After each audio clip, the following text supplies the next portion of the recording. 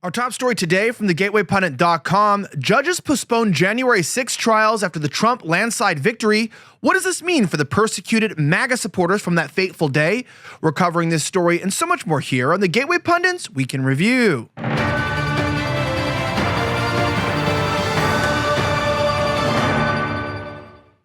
My name is Elijah Schaffer, and this is the Gateway Pundit's Week in Review, where we cover the top 5 stories of the last 24 hours. Our top story today, judges postpone January 6 trials after Trump's landslide victory, Christina Lila reports. It goes on to explain here that 2 federal judges postponed trials for January 6 defendants on Thursday after Trump won the 2024 presidential election in a landslide. Judges Carl Nichols, a Trump appointee, and Rudolph Contreras, an Obama appointee, delayed the trials because they didn't want to use resources if Trump is going to pardon J6ers as promised.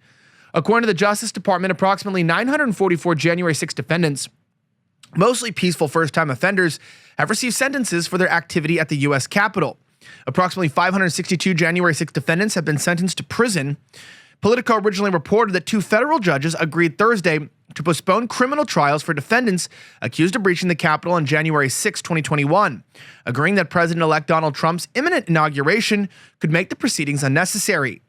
Over the objection of the Justice Department, U.S. District Judge Carl Nichols and Rudolph Contreras, Trump and Obama appointees respectively, said that they wanted to conserve court resources and avoid hauling in dozens of potential jurors for cases that might be called off in a few weeks. It's the first time federal judges have acquiesced to demands of January 6 defendants for delays in anticipation of potential pardons from Trump, who has pledged to grant clemency to many people charged for their role in the attack on the Capitol. The judges overseeing the January 6 cases remained defiant after the Supreme Court reversed the obstruction statute. For the summer, the U.S. Supreme Court delivered a major blow to the corrupt Biden DOJ by overturning the Department of Justice's DOJ use of 1512C2, a statute pertaining to obstruction of an official proceeding in cases related to the events of January 6. Whoever corruptly, alters, destroys, or mutilates, or conceals, records, documents, and/or objects, or attempts to do so with the intent to impair the object's integrity or availability for use in an official proceeding. Or 2, otherwise obstructs, influences, or impedes any official proceeding or attempts to do so shall be fined under the title or imprisoned to not more than 20 years or both. Now, Biden's corrupt DOJ has charged more than 300 J6ers with 18 U.S.C. 1512C2. The U.S. Attorney for D.C. Matthew Graves fired a warning shot to the U.S. Supreme Court, and J6 are serving time for that exact charge, the obstruction statute pending before SCOTUS. Now, federal judges also threatened to add enhancements to remaining convictions if it was reversed by the Supreme Court. List of shame, of course, they have none. D.C. judges who went along with the DOJ's unlawful application of 1512, Judge Beryl Howell, Obama former chief judge, Judge James Boasberg, Obama current chief judge, Judge Rudolph Contreras, Obama, and the list goes on. It's remarkable. Now, many January 6 defendants are living in an inhumane condition in the D.C. gulag. The Gateway Pundit has reported that some J6 defendants were denied medical care and assaulted by prison guards. Presidential pardons aren't enough. The judges and prosecutors should pay for the abuse. It's radical. Now, obviously, people know I was there on January 6. I documented the events with Ray Epps, instigating the violence. And rather than the FBI working and corroborating with me as a journalist to try to understand who instigated the violence, they put the investigation on me. They harassed my family. They showed up to my home relentlessly. They questioned and interrogated my friends and family, investigated the secretary at my church. I mean, it's been nonstop. Then they tried to penalize me and hit me with a wiretapping charge for allegedly documenting what was going on inside the building as a journalist. And I still work as a journalist. My main job is that I am a journalist. And the fact that they were going after journalists because I voted for Donald Trump was absolutely ludicrous. That being said, now, do you love free stuff? Well, if you love staying in shape and love taking care of your health, listen to me for a second. Bioptimizer's Black Friday deal is here, and free gifts for the entire month of November. It's their biggest sale of the year, and I have an exclusive invite just for you. Now, if stress or poor sleep is affecting you, there's one key nutrient that can help. It's called Magnesium Breakthrough. This is all-in-one supplement, contains all forms of magnesium to support better sleep, stress management, hormone balance, mood, and more, all in one bottle. Throughout November, enjoy huge discounts and up to $100 in free gifts when you purchase using my unique link. Stock up now and visit bioptimizers.com/gatewaypundit and use code gatewaypundit to get your exclusive deal today. Remember, Bioptimizers guarantees their products with a 1-year refund policy, so there's no risk at all. Don't miss out. Head to bioptimizers.com/gatewaypundit today.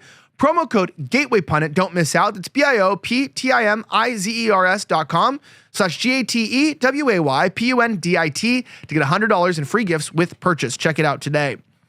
Our next story from the gatewaypundit.com, Melania Trump speaks out about Jill Biden. She referred to my husband as evil and a liar. Cassandra McDonald reports. Returning First Lady Melania Trump slammed Jill Biden in an interview with a French news outlet. The interview went viral after news broke that she would not meet the current First Lady during her husband's trip to the White House.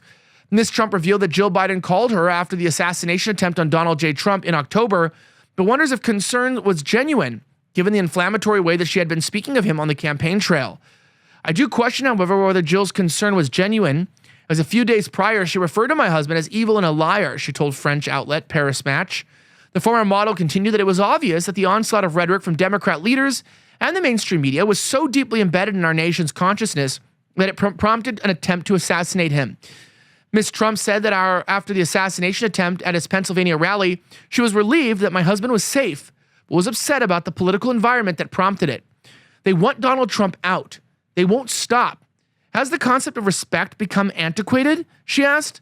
The Democrat political engine peddles harsh words, vile names, and labels our nation's 45th president a threat to democracy. Now, people today are so desensitized, they actually joke about killing a former president. Ms. Trump continued, it is undeniable that this type of speech created a toxic political environment. Ms. Trump made headlines this week for her refusal to join Jill Biden for tea, a tradition that normally occurs during the presidential transition period. Ms. Trump will not be attending today's meeting at the White House. Her husband's return to the Oval Office to commence the transition process is encouraging, and she wishes him great success. Melania Trump's team said in a statement about the invite. Unnamed sources allegedly close to the former and future First Lady told the New York Post that her reason for skipping tea was the raid on Mar-a-Lago.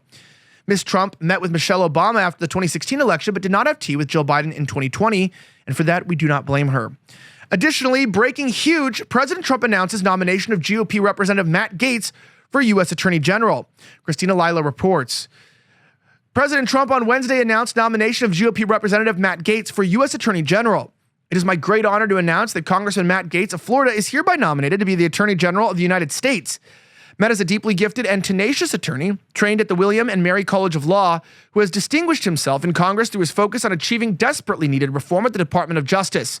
Few issues in America are more important than ending the partisan weaponization of our justice system.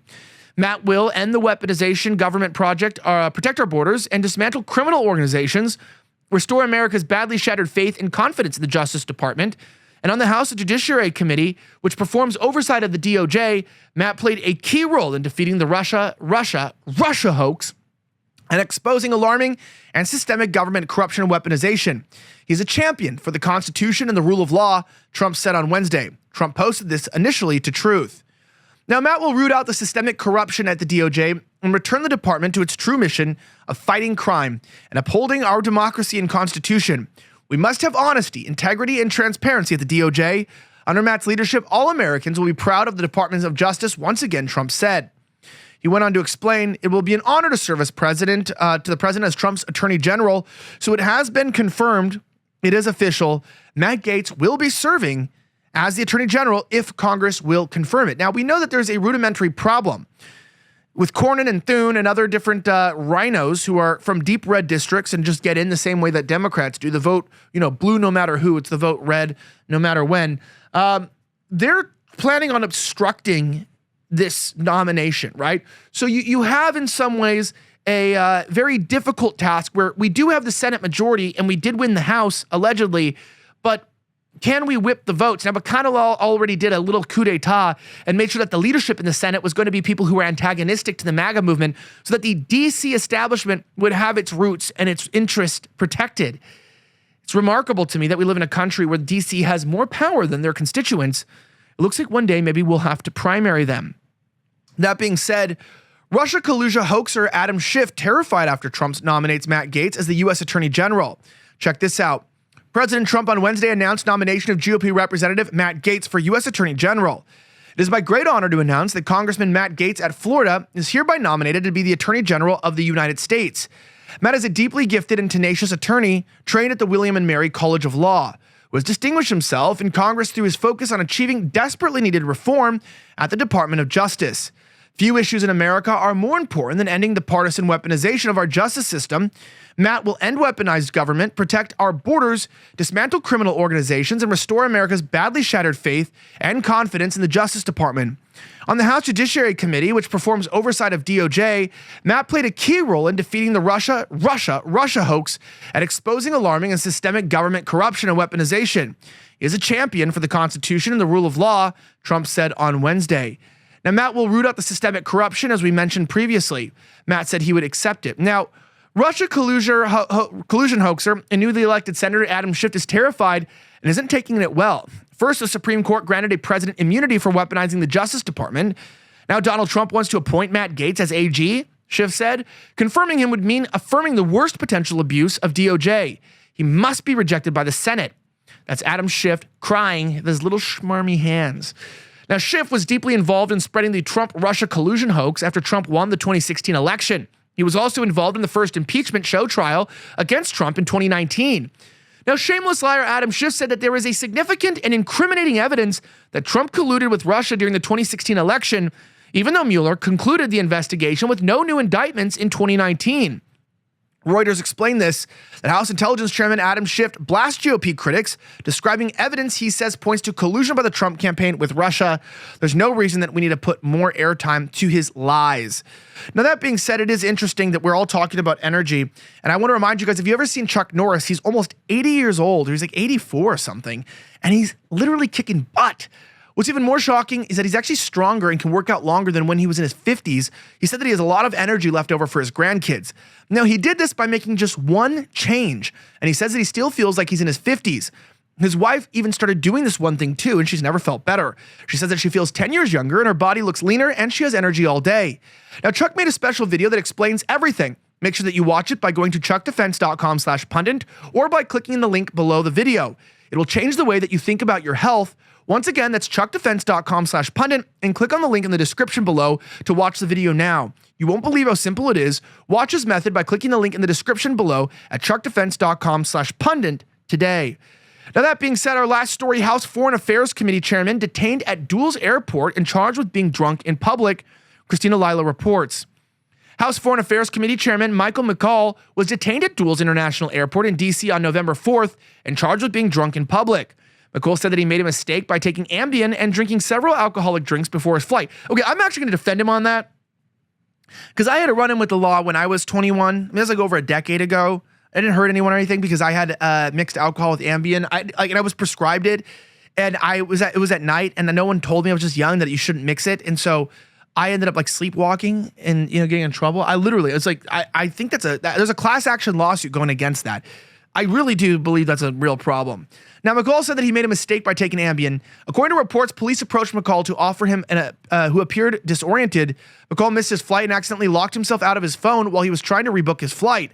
2 weekends ago, I made a mistake, one for which I take full responsibility. I missed a flight to Texas and found myself disoriented at the airport. This was the result of a poor decision I made to mix an Ambien, which I took in order to sleep on the upcoming flight, with some alcohol. Law enforcement officers briefly detained me while I waited for a family member to pick me up. I have nothing but respect and gratitude for the officers who intercepted me that evening. This incident does not reflect who I am and who I strive to be. As a human, I am not perfect, but I am determined to learn from this mistake and, God willing, make myself a better person. Apparently, Representative Michael McCaul of Texas, the chair of the House Foreign Affairs Committee, was briefly detained, according to NBC News, at the airport. The spokesperson said that McCaul was not only detained, but it was due to the Ambien mixture. You can read more of the story there at thegatewaypundit.com. Just a reminder that if you want to support us, you can join our new mug club. We have these delicious and nutritious mugs, high quality, when you can support us directly. Not only, of course, do we have, big tech trying to shut us down all the time, but you joining the mug club on our website at thegatewaypundit.com makes you not only an official member, you get this high quality mug. This isn't, by the way, printed. This is like raised. It's like built into the glass. I don't even know what you'd call that, but this is like the shape of the glass. It's not very heavy, weighty, nice grip. It's not one of those cheap mugs. Make sure that you join our mug club today and join the family. And if you want more reports like this, don't forget to like this video, drop a comment, and leave me your feedback. I'm Elijah Schaffer. Have a great rest of the week, as always. And as I like to say, may God bless the United States of America. I'm signing out.